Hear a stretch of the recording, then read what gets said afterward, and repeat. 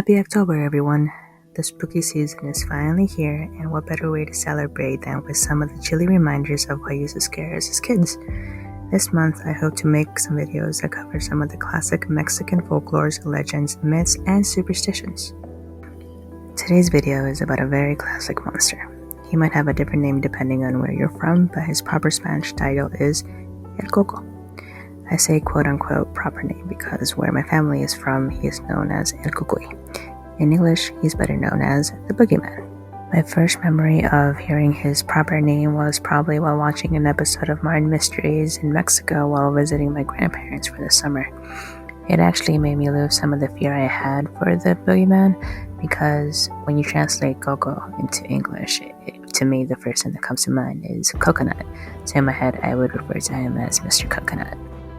Coco in Spanish does also translate to mean cranium, aka the head, aka where the imagination can run wild, especially that of a child, to make that mysterious and dangerous, scary monster that much more terrifying.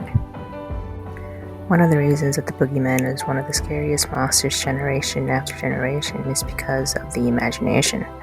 It's a creature of shadows and mystery and unknowns, and as some tales say, it can leech off of the nightmares of children and turn into their specific fears. Not to mention, it's potentially powerful and possibly kind of cruel parenting tool some people use to keep their kids in bed and from misbehaving. My cousins and I used to be threatened by los robaniños during the day and el cucuy at night. Misbehaving children are its main prey. In some stories, even its source of food. It's never really specified how it knows which children are naughty and misbehave, but a lot of the stories that are best known are the ones where he takes kids that are out of bed way past bedtime. There's even a lullaby that goes, Duérmete niño, duérmete ya, que viene el coco y te comerá, which translates to, sleep child, sleep now, else el cucuy comes and will eat you. Which is not, the most relaxing thing to fall asleep to. But, it was written in the 17th century by Juan Caxas. I may be mispronouncing that, so I apologize. Whether very popular or not well known, the Boogeyman can be found in a lot of different medias.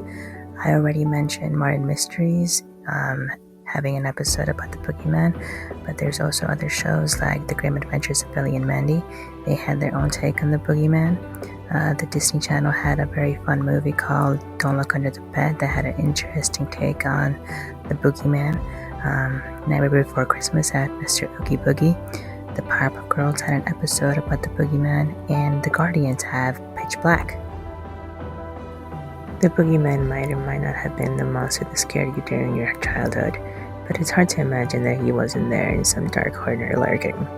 A spooky fun character to bring up during sleepovers, family holiday gatherings, or around a campfire. Were you one of the brave and fearless children who felt like they had something to prove and slept without the lights on? Maybe even be out of bed because of a dare? Or would you ask your parents to leave the hall light on if you didn't have a nightlight? There is so much more to be found and dig up about the Boogeyman. Like I said, where you live, he may have a different name, maybe even more different characteristics.